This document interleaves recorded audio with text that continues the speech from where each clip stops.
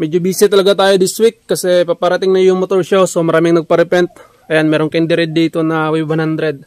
So ito na yung finish mga Joy. Ayan, tuyo na to. Ayan, kung merong hit gun, pwede siya i-hit gun. Full coat sa first, full coat sa pangalawa. You know, kita naman na wet look talaga. Alright, good day mga Joy. So yun, ibinalik dito yung unit ng tropa natin, itong MIUI 125 kasi tutuloy yung pag-beld. Ito medyo okay naman yung ibang piyesa nito ngayon mga Joy. Medyo mabigat naman para sa non-pro category. Then naka short neck na rin pala ito ngayon.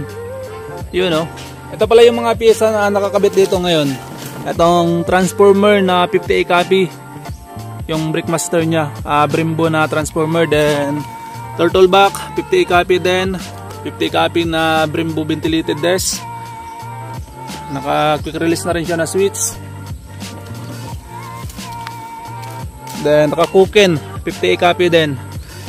And then ayan, naka OB Racing na Nitron na premium ata to. Not sure kung 100A ba to na premium. And then yung mga switch niya is Daytona na rin. Ayan, nakapag-upgrade na.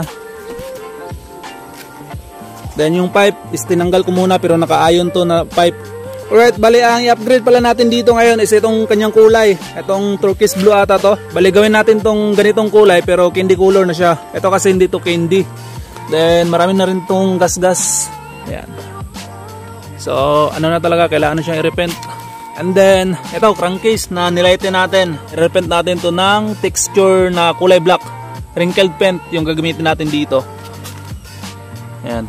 Pati itong hub. Then ito, repent din natin to, wrinkled paint pa rin na black. Pati itong head cover. And then ito din palang kanyang chassis, repent natin to ng kulay silver mga Choy. So tanggalin natin tong ibang mga naka-bracket dito na hindi na magagamit. Itong si serbato is puputulin natin to dito. Then itong mga maliliit na bracket. Ito, wala itong silbi eh. Pati ito, ubusin natin yan para malinis tingnan. Alright, baklasin na natin lahat mga Choy, pati chassis. Let's go! So yun, tapos ko na makatay mga Choy. Ayan, bali itong fairings muna yung unahin natin. So first step is liha 400.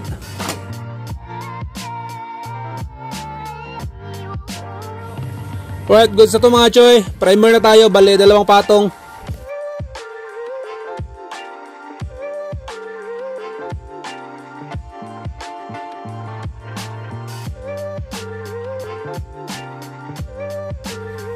So yun na mga Choy, goods na yung primer natin, tuyo na.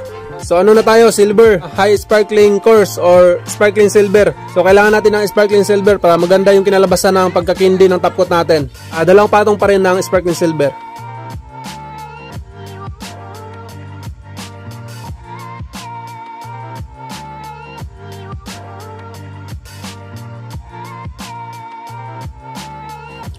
Alright mga Choy, goods na rin yung silver natin, tuyo na. So top coat na tayo ngayon, tapos yung kulay natin which is yung turquoise blue or blue green is nakahalo sa ating top coat kasi toner yung ginamit ko.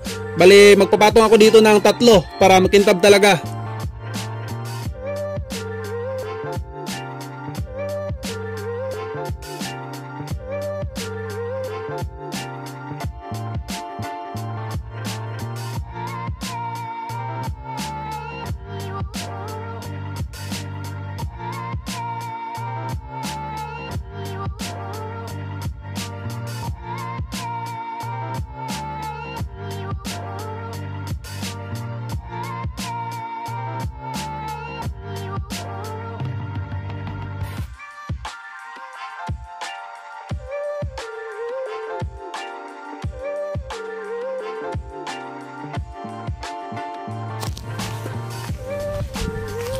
Ito na yung result mga Choy.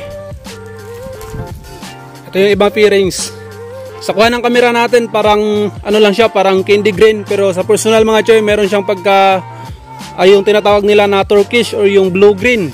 Pero dito talaga sa kamera natin, ayan, nakikita ko naman na different yung kuha ng kamera natin kaysa sa personal. So ayan, napakaganda ng kulay, napaka-unique. Then napaka-kintab kasi sa sa base coat natin na kulay coarse na silver. You know, angas.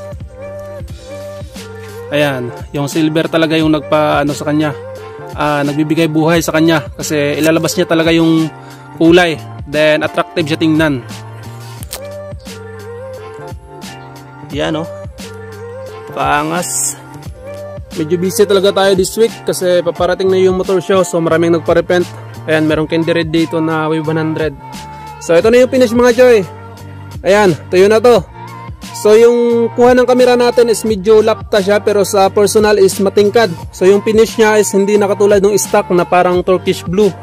So magkaiba na, ano na siya, mint green. Then kapag nasinaga ng araw, yun oh, napakatingkad. Ganda, ganda ng kulay kapag naarawan.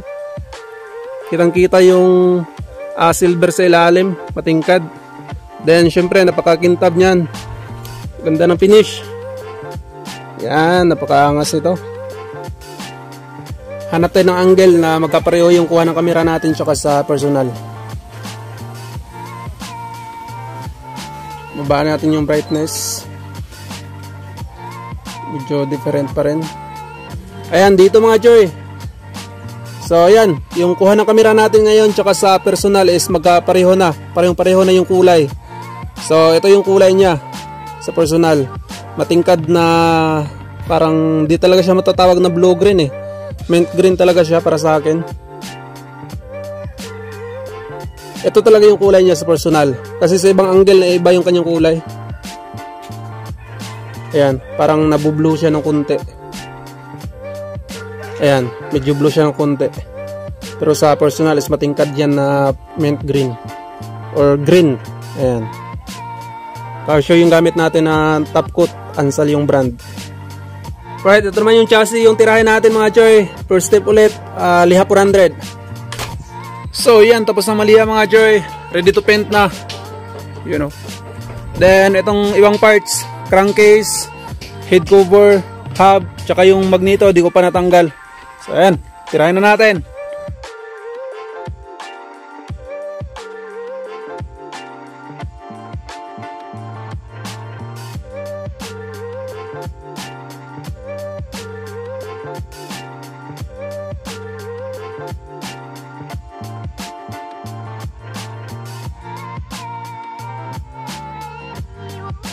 Alright, good sa yung primer natin. So first coat tayo ng silver, bali dalawang patong sparkling silver yung gagamitin natin.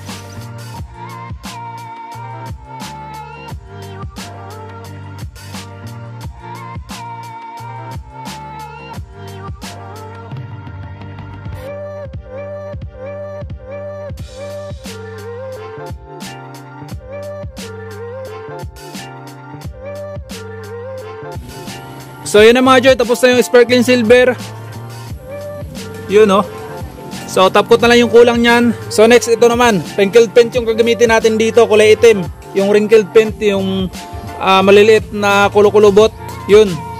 So ano tayo dito? Tatlong patong, tatlong maninipis na patong. 10 to 15 minutes lang yung interval. Let's go!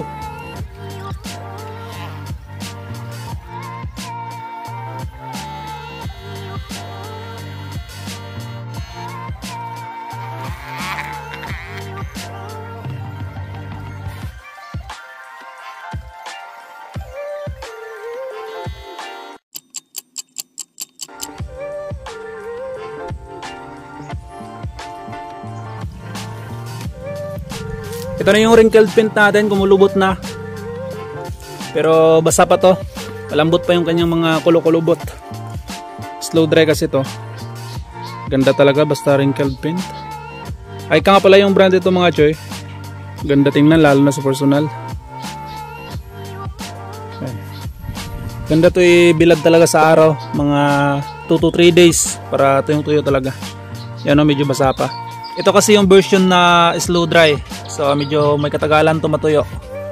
Mga 2 to 3 days talaga to. Bilad lang palagi sa araw para mas mabilis. Ayan, kung merong heat gun, pwede siya i-heat gun. Ito yung texture niya, napakaganda.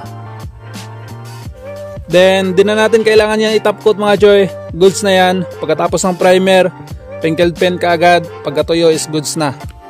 Meron pang pahabol dito, click 125. Yun yung cover niya, kulay green din.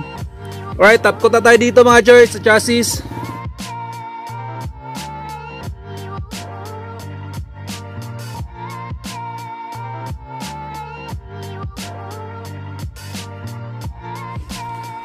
Tapos na tayo sa top coat mga choy.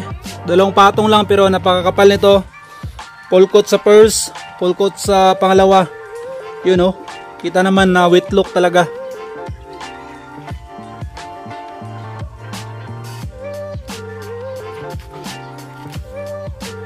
Yan, kapal sa top coat.